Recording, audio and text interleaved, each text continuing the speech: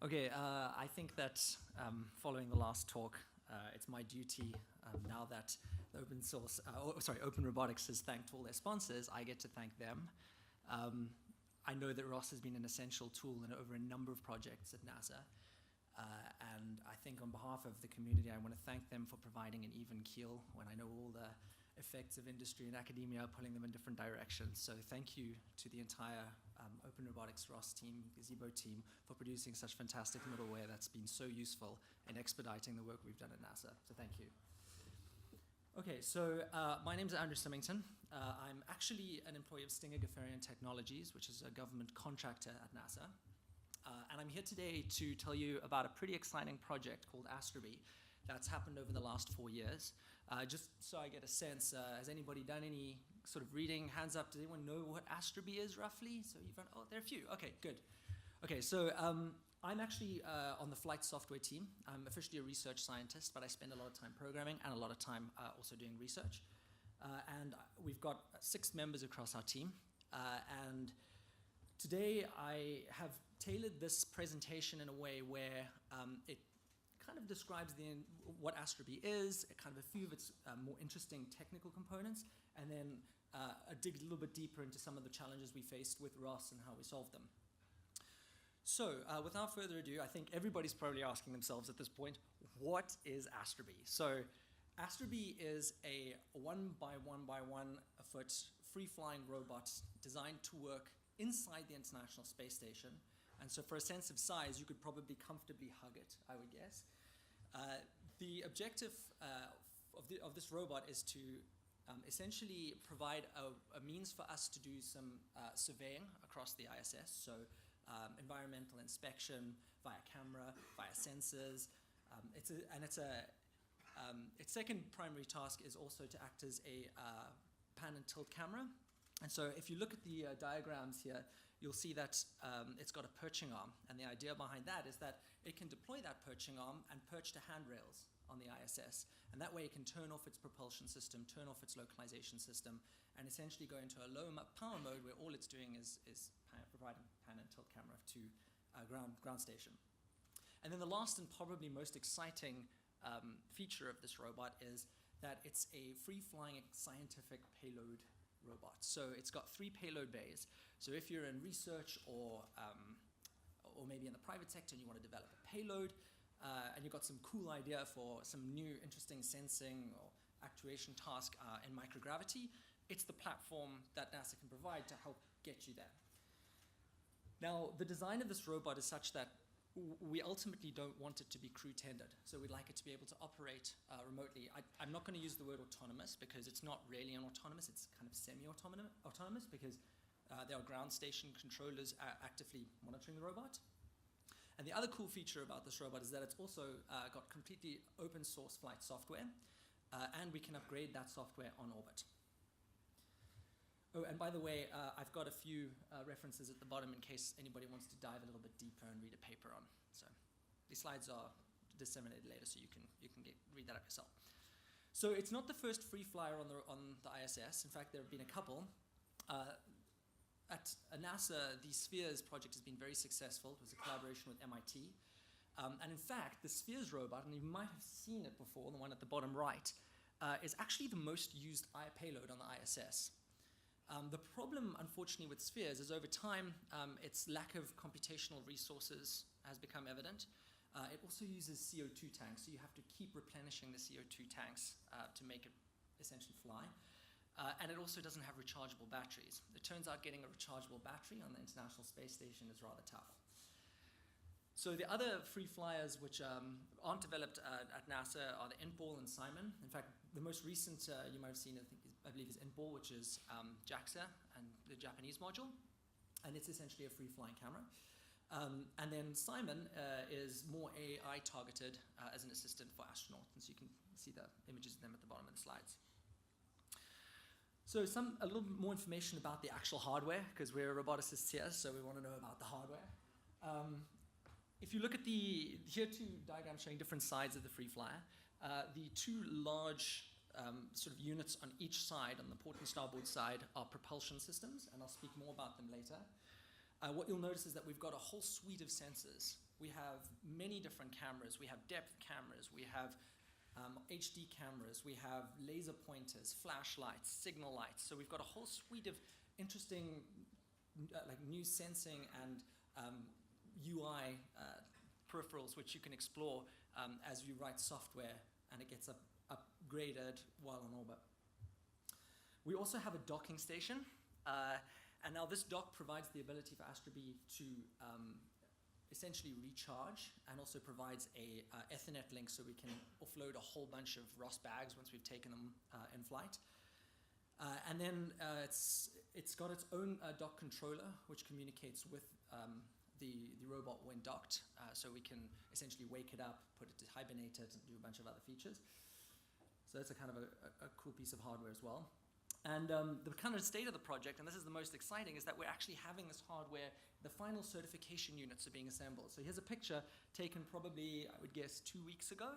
And this is showing the fully assembled certification unit. So it's essentially a replica of the ones that will be sent to the space station. It turns out that anything that goes to the space station undergoes a whole lot of very special treatment. Like the average person doesn't get to touch it. You have to touch it with special gloves. There are a whole host of reasons why they do that. The progress so far is that the hardware's busy being assembled to be put on orbit, and we're currently undergoing a suite of different tests. So we have to check for things that in other contexts you wouldn't need to. So we have to look at electromagnetic interference. We have to look at basic functionality. Does it work? Can we upgrade it? We have to check that it doesn't make too much noise, that if we vibrate it, things don't come apart, that it doesn't let off too much heat. And it goes through months and months and months of testing before being approved to be sent up to space. So we are probably going to launch our dock on Northrop Grumman 10, which is coming up, I believe, in November. And then 3 robots will follow in early 2019. So inside the Astrobee, we have 3 processors. We have a high-level processor, mid-level, and a low-level. The high-level processor is designed mainly for researchers to use as a kind of free platform they can run any code in. It runs Android for the sake of simplistic app development, and you interface with the rest of the system through a mechanism we call guest science, which is like an API, effectively, which gives you access to a limited subset of Astrobee's functionality. The low-level, I'm not going to go in order because I think it's easier to describe the low-level processor and then the mid-level processor. The low-level processor would kind of be like the mission-critical processor. So we run our guidance, navigation, and control, and specifically our state estimation, and our control and actuation, as well as various signaling like status LEDs and lights. So the kind of core essential things that we wouldn't want another process that's, say, faulted or causes some crash to interfere with. And the mid-level processor is where we actually perform a lot of the flight software's heavy lifting tasks. So localization is really computationally expensive, especially when you've got HD images that you're processing. So we kind of give it its own separate processor so that it doesn't cause GNC to lock up. Now, the mid-level and low-level processors are Linux-based. They're actually ARM platforms. The low-level processor is a one board, and then the mid-level processor is an Inforce, so it's a Qualcomm 4-core ARM board, so in the low gigahertz range. And the nice thing about this is that we can use state-of-the-art smartphone hardware because we don't have to make this robot radiation tolerant, because it's operating inside the space station, not outside. So we kind of have the benefits of the shielding of the space station, so we can use this off-the-shelf hardware. Now, the diagram to the right gives you a sense for a very high-level communication diagram of how everything communicates. So MLP and LP and HLP are all on the robot themselves, and they use ROS as the communication backbone. But when the free flyer docks with, mates with the dock, it communicates over I2C. So all transactions happen over that very low-level hardware bus protocol. The dock and the MLP both have Ethernet and wireless connections, respectively, and we use DDS as our middleware. We've been doing that for a long time at NASA because we need delay tolerance and more control over our bandwidth usage. And that gets relayed over the KU band down to Earth, where mission ops can actually control the robot. Okay, so the exciting thing is the propulsion system. This is a new propulsion system. I don't believe it's ever been tested in any other context. As I mentioned, we have two propulsion modules, one on the port and one on the starboard side. And if you look at the propulsion module, right in the center, where I've drawn that purple arrow, is a centrifugal impeller. And that draws in ambient air from inside the space station. And then it compresses it lightly at about 0.1 psi inside a plenum. And that plenum, the air in that plenum can then be redirected through one of 6 nozzles on each side. So there's 12 nozzles in total. They're actually servoed vanes. And the neat thing is that like a quadrotor, I guess, the impellers counter-rotate to balance torque in the system. And for the sake of simplicity, what we do is we hold the impeller speed constant, and what we do is we just vary the nozzle apertures, and that's how we achieve control. Now, the complexity in this system lies that it's a fully holonomic control system, and in fact we're actually over-actuated, but the problem is that both force and torque are coupled in plenum pressure. So it means your force is not independent of torque. You have to kind of adjust for the fact that your hard limit changes based on whether you're translating and rotating simultaneously. Now the cool thing about this is that it's completely propellantless. We don't have to send up CO2 tanks. It also doesn't have any exposed rotors, so no one's going to get their hair stuck or their fingers stuck in a rotor. And the system's rechargeable. Just when it docks, it just automatically recharges. The problem is that it outputs a very limited amount of power. So something like this, I'm not going to say it won't work, but it's unlikely to work on Earth because we're fighting 1G the whole time. And so that makes it kind of microgravity specific. Looking a little bit deeper in our control, our motion control pipeline. I'll use a laser pointer for this. Remember I said that I think everybody should be familiar with a diagram like this. It's kind of loosely a robotic control stack. We have an interesting design of our control system because we have this propulsion system here, which takes the blower speed, which is the impeller speed, and remember one of those 12 nozzle values.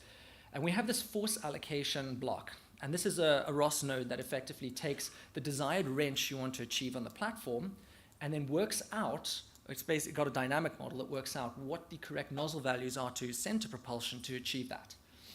Now the controller is, I believe, a relatively simple PID controller. And it takes, the command would be a segment or a trajectory you want to follow. And then you get the output of your filter, and the controller works out what wrench you want to achieve. So standard sort of control stuff. The filter, which is our state estimator, our guidance navigation system, it takes IMU measurements, propagates them forward, and then periodically corrects them with features.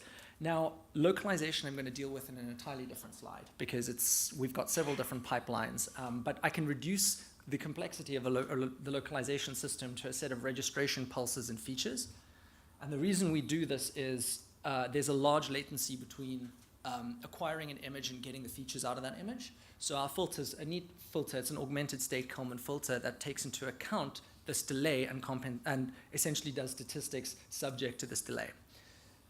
Finally, the thing I want to mention is that the choreographer is essentially the orchestrator of motion in the system. So this red arrow indicates this is where high-level control comes from our executive block. So we say, hey, we want you to move this way. The choreographer then uses the planners to plan some sort of motion that gets you there, and I'll talk a little bit more about those, and then feeds it to the controller, which then forwards it onto propulsion. In parallel, we also process depth camera measurements in a mapping subsystem based on Octomap, and that warns us, because it knows what our current pose is, when we are going to potentially collide with an obstacle, and that notifies the choreographer to stop. We take a very safe approach. We're not trying replanning initially. We just want to make sure that, if we see something moving in that's going to intersect with our segment, we stop. So here's a little more information about our localization system. So we have the IMU, the RGB camera, and the depth camera. Its specifications are there. I don't need to go through all of them. You can just get a sense for what we have. The localization, as I mentioned, is split into a number of pipelines. We have 3 pipelines, which I'll go over. There are a few more, but they're basic utility pipelines, like turn-off localization and use ground truth, stuff that's not going to be too interesting. Sparse mapping we use for general navigation, and it uses features from a wide-angle monocular grayscale camera. And then marker tracking is used specifically when we dock and undock. We use fiducial markers on the dock to get a higher precision. And then handrail tracking is that we track a position of a handrail or pose of a handrail relative to us, and then we use that to perch and when we perch with our perching arm. And I mentioned that the augmented state takes features and registration pulses from those three pipelines and then fuses them cleanly with the inertial data to give us a state estimate. So general navigation, I'm going to go quite quickly through these. Again, they're paper references if anybody's interested.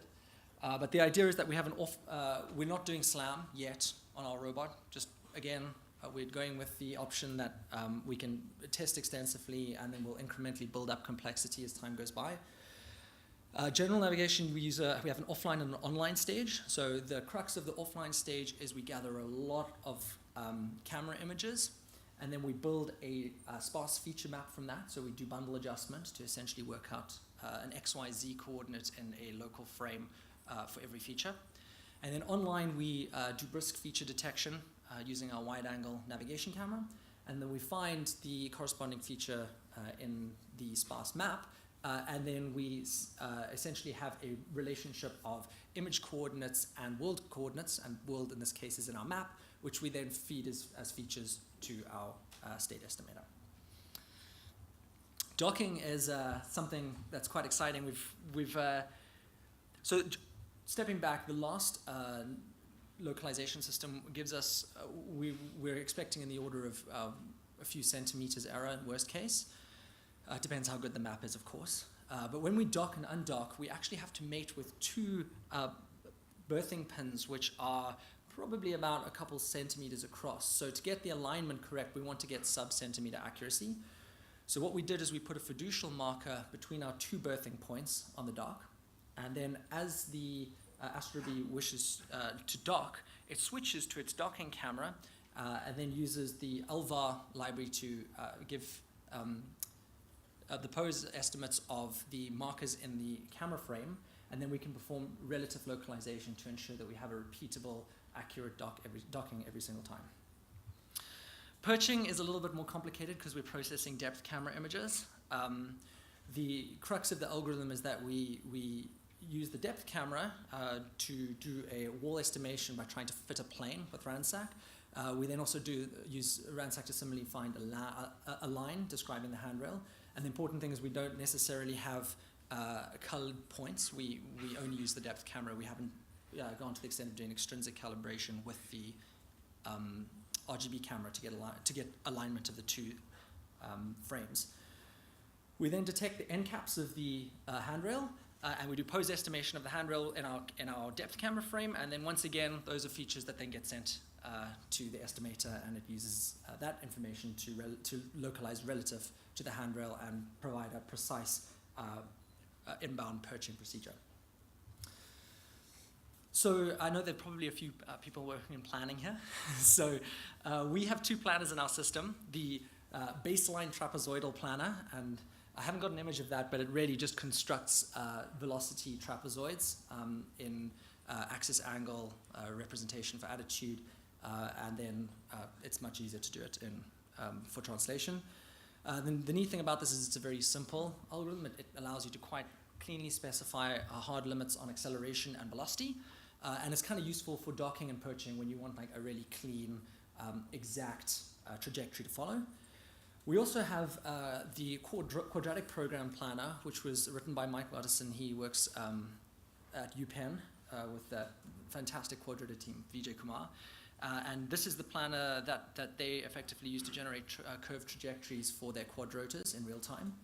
And what it does is it finds a trajectory around to get from a starting point to an end point, respecting any keep in and keep out zones and minimizing overall jerk in the system. So it's a pretty neat piece of code. It's just a reasonably more complex and kind of will be used for less critical operations where we're trying to fly across between modules.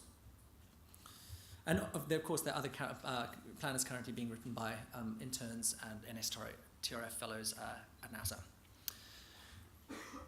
So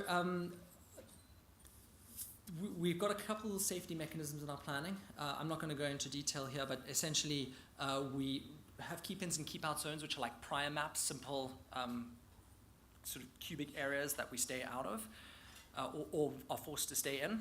We also build that map with the mapper, as I mentioned, which uses Octomap as a core, and then that gives us obstacle detections. And then we also, when we plan, we put hard limits on acceleration and twist. And the acceleration is fundamentally limited by how much power we can put out in our propulsion system.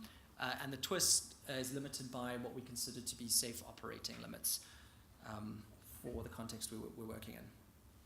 So I think we'll take a break from the architecture and talk more about the hardware test environments now. So you might be asking yourself, okay, so this robot's been designed for microgravity. How do we test it actually on Earth?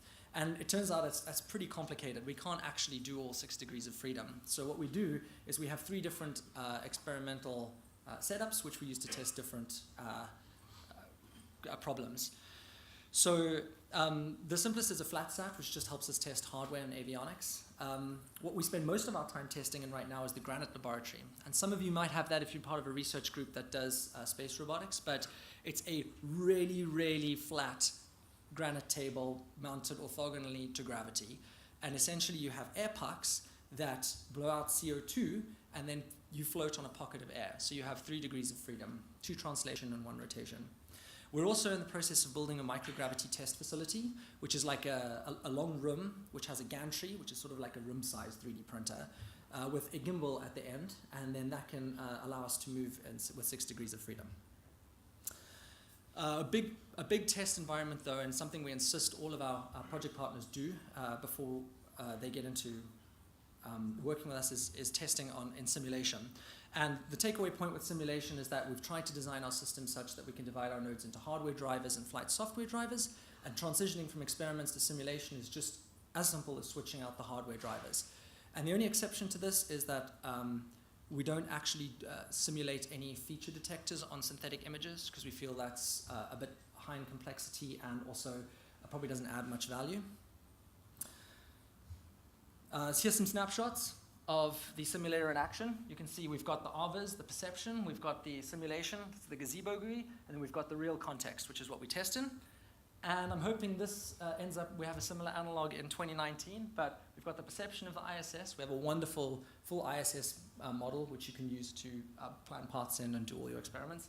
And then the gazebo version, and then, again, reality, let's check back in 2019.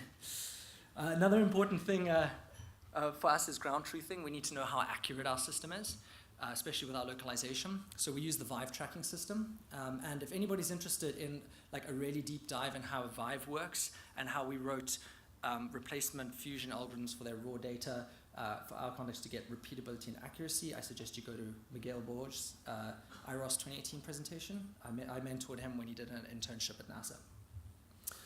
The initial result we're getting from the system is you can see the red and green are the alignment between our EKF and the Vive system, and that's for a planar test on the Granite table. And you can see a histogram of errors. We're looking at the mean of about 18 millimeters, our EKF. So we've used, throughout our system, we've used predominantly kinetic. We transitioned from Indigo a while ago. We'd love, of course, to reap all the benefits of ROS2, but unfortunately we have limited resources, so that might have to unfold over a couple of years and maybe a sort of a retrospective upgrade. We also have other projects at NASA which use ROS, and they're Tensegrity and KREX, and also Geocam Space. And so if you look up those projects, that's specifically in the Intelligent Robotics group at NASA, and that's the one I work in. So now we're going to dive a little bit deeper, and I'm going to explain a couple components that we added to our stack, which kind of augmented existing functionality at ROS. So the first of which is timeouts and actions. So we love actions because all of our nodes in the system are actually nodelets. And so if you block in a service response, the rest of the nodelets in your system in a single threaded context, they all lock up. So we use them extensively across our system, but we found that we needed a little bit more control over what happens when they're timeouts. So if you don't get a response on a goal, or you don't get feedback, so we added a number of different timeouts which you can set. And so we've got our own free flyer action class which provides that augmentation for us. We initially started using YAML, but we found them a bit restrictive for parameters, so we switched to Lua. that allows us to have a lot more complex data types, and also do some light scripting in our configuration files and link variables together and make them dependent on environment variables, which we found to be incredibly powerful. We also have a config server and config client, which actually uses the existing dynamic reconfigure messages to allow us to dynamically change a node's parameters at runtime, but through the whole Lua infrastructure. We also had to augment our nodelets with some life cycle and fault management support. So diagnostic messages is great, and we do use them, but we needed a few extra things. Faults are really important to manage in a NASA project, so we had to essentially create a child class of nodelet called FreeFlyer nodelet, which adds assert fault and other common functions which we would find useful in a sort of a space robotics context. And there was a bit of a challenge that happened with FreeFlyer nodelet is in a gazebo context. You have to work out where the process is actually run. So we kind of bypass it with the setup function. I'm not going to go into details for the sake of time. Another big bane for us was cross-compilation with ARM. We did this back in 2015, so it was a real nightmare because Catkin at that point was, and I'm not sure if it still does this, somebody in Catkin should talk to me about this, but essentially writes fully qualified paths to your libraries. So we had to do a sort of a post-Catkin hook that helped rewrite all of those to our root file systems. And I've made this a lot cleaner with Catkin tools and Catkin simple, but the general idea is that this snippet of code is what saved us a lot of nightmares, and it's in our flight software. So anybody's having the same issue, I hope they're not any longer, can reference this. It's been very useful. So for the sake of time, I'm going to skip this one, and I'm going to look more at the ROS launch system. So we have a very complex launch system, and we need to have a complex launch system because we've got multiple processors launched from a single location, and often we want to remotely launch components of our system. Like we want to remotely launch our simulator somewhere, or we want to remotely launch the LLP to diagnose it as a processor in the loop problem. So like say we're running the simulation locally, but we want to run just the high-level processor on the actual ARM platform to diagnose some sort of performance problem. We had to structure our launch files in a way that enabled that. So anybody who's faced a similar problem, perhaps you can draw some inspiration from the way we've structured our launch files, and I'm hoping that they might be useful to others. And the last thing I'm going to cover is transform consistency. We don't want to have a mismatch between simulation and perception, and so it's very important for there to be consistent extrinsics between the two. And the problem is that Gazebo expects them in SDF, whereas we would normally express them as TF2 static transforms in flight software. So we had to find a way of syncing them, and I don't think I found a perfect way, but I would love to discuss. Anybody who's had a similar issue when having to deal with simulation, please come talk to me.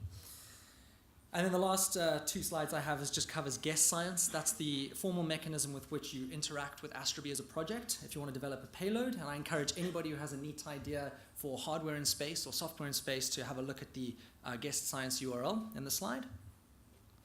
And then the other thing I ought to mention is Zero Robotics. This is a really neat project at NASA and MIT. And it is essentially a competition that has kids code control algorithms for Spheres robots and then have it execute on orbit. So they first test against each other in simulation, and ultimately it's uploaded to the space station, and their code runs on a real robot on the space station. So it's very exciting for these kids, and it's a really great way to teach programming. And we're in process of transitioning from Spheres to Astrobee. It's going to be a reasonably challenging process, but hopefully it'll be more exciting as Astrobee opens up a whole new set of capabilities. Now, code is open source. I'm out of time. So again, I encourage you to check out the simulator. I was given a limited set of mission patches. Anybody knows what a mission patch is? It's what gets sewn onto jumpsuits. So I don't have enough for everyone here. So maybe I'll create an incentive. If you show me a running simulator, you can get an ISS patch. And if I still have them at the end of the day, I'll probably start throwing them out there. I have a video. I don't know, for the sake of time, if you want to move on. It's pretty short. What's the call? Absolutely. Yeah. In fact, it's only got music at the backdrop, and so I will mute the music, and then we can, of course, take questions.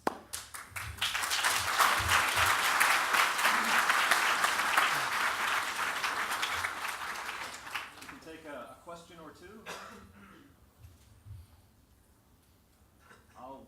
I'll start. How did you approach the certification process for getting ROS used in the flight software that's going to be used on board? And if you could repeat the question for the live stream. Okay, I think the question was how did we deal with certification of ROS to be used on board?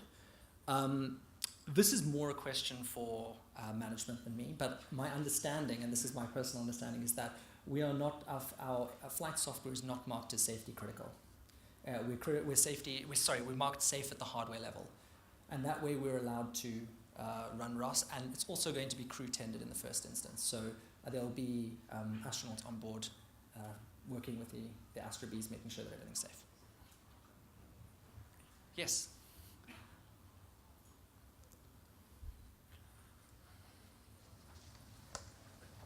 I got a question from the live streaming, okay. And two people asked the same question. Sure. Why you choose Lua rather than Python for your configuration files? Well, I could deflect and say I wasn't at the project at that time, so I can't tell you. There was probably a good reason. I think there was some legacy code that we reused from a previous project, which helped expedite our progress. But that is a good question, and maybe it's something we should want to revisit if for the next robots that we develop in the IRG. Okay, thank you. Pleasure.